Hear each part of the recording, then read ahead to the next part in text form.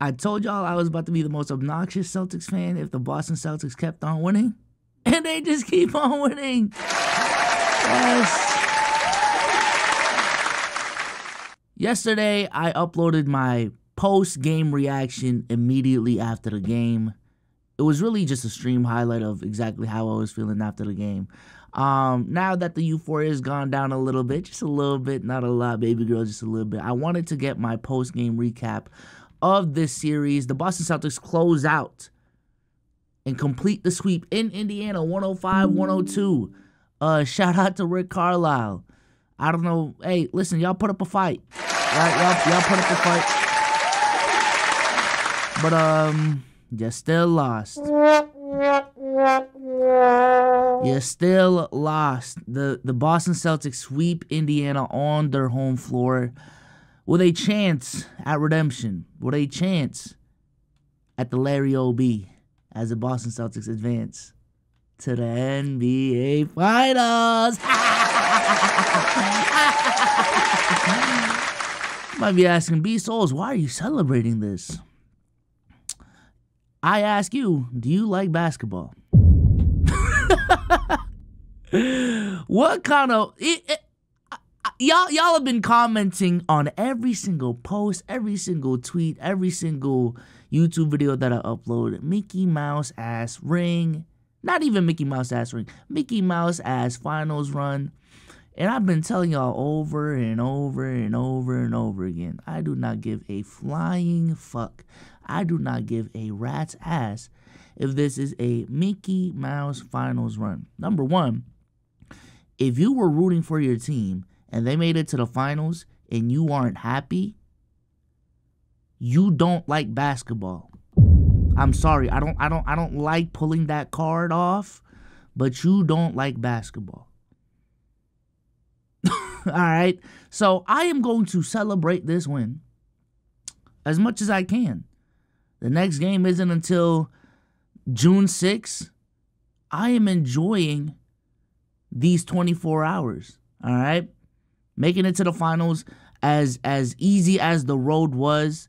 You still had to go out there and play. You still had to go out there and play. You still had to go out there and compete. You know what I'm saying? Hell, even if we want to stick to the injury shit, I do think it's truly a blessing that this Boston Celtics have been blessed with good health these playoff runs.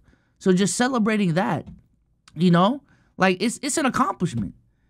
Every finals appearance is always going to be an accomplishment. It doesn't matter what the road was.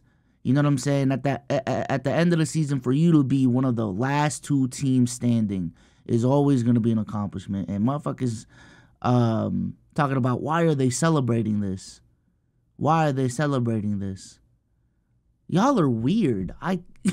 Y'all are legitimately weird for asking why a team making it to the NBA Finals is celebrating making it to the NBA Finals. Y'all are legitimately weird. So there's that. As far as this game right here, Jaylen Brown finished with 29.6 rebounds, 2 assists, 3 steals, and a block. Shot 50-50-50 from the field. Jason Tatum ended with 26 points, 13 rebounds, and 8 assists. Derek White. Derek White, dude. Oh, my goodness. Derek White hasn't had the strongest series so far on the offensive end, and he did bring it tonight on the offensive end, but ever since the Miami series, he's definitely cooled down. But the defense I saw from Derek White was like, is all-time great really pushing it, dude? Bro, 5 steals and 3 blocks in a game. I don't give a fuck what the competition is. 5 steals and 3 blocks in a playoff game in a high leverage moment. That's crazy, y'all. That's insane. That's insane. So shout out to Derek White. Jrue Holiday, 17 points on 7 of 13 shooting from the field, giving you 9 rebounds. Wasn't the facilitator he has been the last couple of games, but another just solid, rock solid performance from Jrue Holiday, giving you really good production as a 3rd/4th option. Just fantastic from Jrue Holiday. Sam Hauser was unplayable this game and throughout the series. Sam Hauser Hey, listen, gang, get your shots up before the finals. Get your shots up before the finals. Peyton Pritchard didn't have his strongest performance as well, but it was really about the starting five. I'm going to just keep it a stack. Like, Xavier Tillman really didn't do much. Again, Sam Hauser didn't do much. Peyton Pritchard didn't do much. This game was about the starting five right here.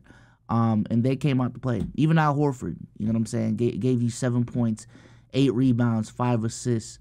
There's beautiful basketball being played by the Boston Celtics. Over on Indy's side, you know, Andrew Nembhard gave you 24 and 10. Yo, Andrew Nembhard, I said this last night, has become one of my favorite players in the league. That guy is a hooper. That guy is extremely talented. And it's looking at players like Andrew Nembhard. It's looking at players like Daniel Gafford over on the Western Conference. It's looking at players, even to a degree, Jalen Brunson and his ascension this season. It just really, like, makes me appreciate the amount of talent in the NBA, how much great talent there is in the NBA, that you can find guys like Andrew Nembhard, you know, just not necessarily lying around there, but to me, it's just another case of we really got put more pressure on these front offices, because the excuse of a lack of talent out there from some of these franchises is just not an excuse, bro. You can find pieces that work and pieces that'll be effective with the amount of talent out there in the league, bro. Like, it's absolutely insane. So, going back to the Boston Celtics, Jaylen Brown did get Eastern Conference Finals MVP. First of all, congratulations. Congratulations. Now, me personally, I would have went with Jason Tatum. 30 points, 10 rebounds, and 6 assists on decent shooting splits. To me, that's good enough to win you Eastern Conference Finals MVP or Conference Finals MVP, whatever you want to call it. And I will say that the voting was close. I looked at the voting. It was 5-4 in favor of Jaylen Brown, so it literally came down to one vote. But I am not mad at all for Jaylen Brown, who averaged 30 respectfully himself, in his own respect, excuse me. Gave you 5 rebounds, gave you 3 assists, 2 steals a game and a block on 52, 37, 66 splits. Made a bunch of timely buckets throughout the series. You know what I'm saying? We all remember game 1, that game winner that he had, and a couple clutch defensive plays as well. Game 2 dropped 40. You know what I'm saying? Game 3 was really the Jason Tatum game to me. But even in that game, Jaylen Brown was still there with 24 points on really good efficiency, just attacking the basket too, attacking the basket relentlessly. They didn't really have an answer for Jaylen Brown, especially in transition. Boy, Jaylen Brown was cooking in transition. And then once again in the final game, leading the team in scoring. You can't go wrong with Jaylen Brown, bro. You can't go wrong with Jaylen Brown. 3 steals and 1 block. Did I say that over here? Oh yeah, 3 steals. Yeah, 3 steals and 1 block. Fantastic series from Jaylen Brown. I am not mad at that whatsoever. Listen, I'm not one of these new gen fans that care so much about agendas that I'm literally about to pout on the inside because my favorite player didn't get, you know what I'm saying, the award that they could have got. Like, that's some new gen shit. Keep that to the 16, 17-year-olds. But I was raised as a Boston Celtics fan, and the Boston Celtics are headed to the NBA Finals. And I truly do not give a fuck who's our 1, who's our 2. If Derek White was leading us truly this whole way and was averaging 30 and Tatum was averaging 18, I would not be mad at all as long as we get that ring. As long as we get that ring. So now we can look forward to the NBA Finals. It is looking like it's Dallas right now. Absolutely. Dallas is up 3-0 themselves. Hopefully they can close it out so we can get some closure on who our next opponent is going to be. As far as how I feel about this finals run, though, and how the Celtics are going into the NBA Finals, again, this is nothing to, like, really brag about, to be honest with you. However, with how the Celtics are looking going into the finals, you might be asking, BSOLZ, a lot of these games have been close. Do you feel good about the Celtics going into close games against inferior teams, going up against, you know, much better competition in the Western Conference? And I'm going to keep it a stack. Yeah. Yeah, I am. I'm confident. I'm confident. I think so much of this season, if y'all remember in the regular season, so much has been made about late game execution when it comes to the Boston Celtics, right? So much has been made about this team not being battle tested. And I'm not going to act like this is the greatest battle test in the world. But I would be concerned. I like, deadass, I would legitimately be more concerned going into the finals if we blew out every single team and didn't have any clutch time situations, didn't have any clutch time play in the playoffs. That would be my biggest concern. And now that y'all gonna say that's cope, but I sort of, like, these things are important. You know what I'm saying? I was already a little bit wearisome with how the Boston Celtics were load managing the last month of the season and not really trying to save into the playoffs and that whole rust factor. Obviously, that worked out for the best. But, listen, the biggest concern for me in terms of how this team has been playing has been clutch time situations. And for the Boston Celtics to go up against the Indiana Pacers and be in clutch time situations for 3 games and win 3 games, that is huge to me. That is huge to me. And it also makes me feel comfortable because of the fact that, you know, while we are facing inferior teams, we're also not just letting our foot off the gas pedal and playing down to the competition to an extreme degree. You know what I'm saying? Like, we still took care of business against Miami in 5 games, blew the fuck out of them in every single game outside of the loss. We still took care of business against Cleveland and took care of them in 5 games. You know what I'm saying? A lot of those games had pretty wide margins as well.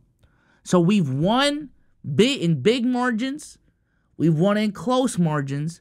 We've also won games where it was going tit for tat. You know what I'm saying? For the majority of the game, and then it just blew up in the 4th quarter. You know what I'm saying? And it ended up being a wide margin of victory by the end of it. So I've been seeing a lot of... We've also survived Jason Tatum stinkers. You know what I'm saying? That's been a really big thing for me. I said that in the first round. You know, in years past, if Jason Tatum wasn't rolling, it seemed pretty scary as to if the Boston Celtics were going to win or lose. You know? And I think for the Boston Celtics, for Jaylen Brown to be able to consistently step up when Jason Tatum is having bad games, for guys like Derek White and Jrue Holiday, because I'm thinking about it as a team, not as a Jason Tatum fan right now. I think it's a good sign that when Jason Tatum is going 6 of 19 from the field, a guy like Derek White can just step up and give you 25. You know what I'm saying? A guy like Jaylen Brown can step up and give you 32.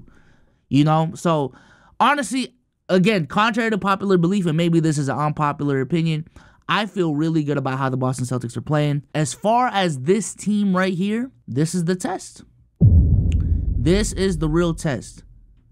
This next 3 weeks of basketball, however, because the series starts a week from now, and the series will probably go for what, like a week and a half? So these next 2 to 3 weeks, this is what it's about for the Boston Celtics. This right here will determine if this season is a success or not. I'm sorry, making it to the finals, while again, it's okay to celebrate it in the moment. I don't blame people. I don't blame fans for celebrating in the moment. This finals run, especially with the injuries that were attached to this finals run, does not matter if the Boston Celtics lose in the NBA Finals. This series right here is the most there's no excuse for the Boston Celtics to lose this NBA Finals. Absolutely not. And that is with all due respect to Dallas / Minnesota, but really Dallas making it to the NBA Finals, because I truly, all narrative aside, I truly do think they are worthy to be a finals matchup. I don't think the difference is going to be so lopsided that people will say the Celtics should have swept. You know what I'm saying? Luka and Kyrie, I give them that respect to do that.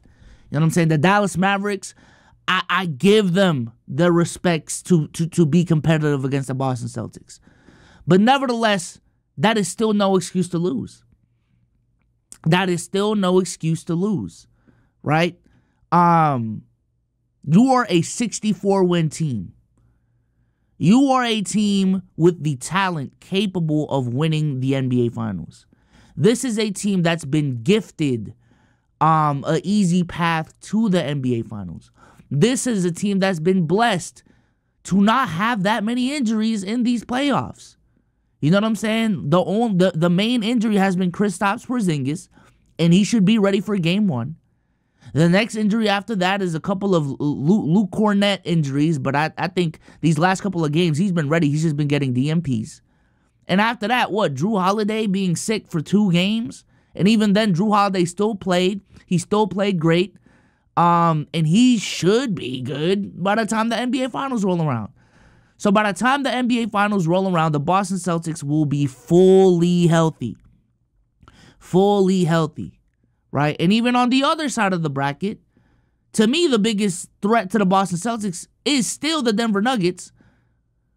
And the Denver Nuggets got taken out before they had to meet the Denver Nuggets. Right? And then the biggest threat after that was how Minnesota was playing after Denver. And now they're looking like they're getting taken care of. And I'm not trying to power scale here because obviously, matchups are a big thing. They're the biggest thing when it comes to the playoffs. But all I'm saying is your biggest threat, the only team that, in my opinion, going into the playoffs, I truly thought going into a series, Denver probably got that against Boston, was the Denver Nuggets. And they have already been taken out. These last 2 teams that are available for you guys to meet in the finals are beatable last teams. They are beatable. These aren't super team, extremely proven-ass teams that have already won a championship while you haven't. No, these are beatable teams. You will also have home court advantage. You know what I'm saying? Just a lot of things going for the Boston Celtics right now. There is no excuse for the Boston Celtics to not get it done this time around. They're also the most experienced team left in the playoffs. Ever since I would I don't know, because Denver obviously won it last season, but in terms of the amount of experience on the team, I would still probably lean towards Boston being the most experienced crew out there. You know what I'm saying? But nevertheless, in the conference finals, this has been the most experienced team. This is a team that, once again, are being led by a duo that has been to the conference finals, 5-6 times ever since they came into the league? You know what I'm saying? They got Al Horford on there. Drew Holiday has been a champion before. You know, Derek White has been on the team for the last couple of runs. He was here in 22 when we made it to the finals. He was here last season when we were 1 game away from making it to the finals again. Peyton Pritchard has been here since 22. You know what I'm saying? Like, there's a lot of experience on this team. There is no excuse for the Boston Celtics to not win a championship. You know what I'm saying? And I will say this, just to be on the record, if the Boston Celtics do lose, the slander will be deserved. I'll say it right now. I'll full screen as well. If the Boston Celtics lose, the slander will be deserved. And it will really, really disappoint me if they lose, because it's never been laid out. It's never been laid out so easy. Take care of business. Take care of business. As far as this next matchup goes, I will talk about my finals preview once we get there. Maybe tomorrow. I don't know. Maybe I should save it. But nevertheless, man, shout out to the Boston Celtics. Extremely happy right now. I've been talking a lot of shit on Twitter. And I'm either listen, at this point, I'm setting myself up for either the greatest I told you so ever or the greatest cyberbullying attack you will see on the internet. So with that being said, I'm going to catch you on the next one. Season 4 in this series, not in the next one. But I'm out, man. Peace.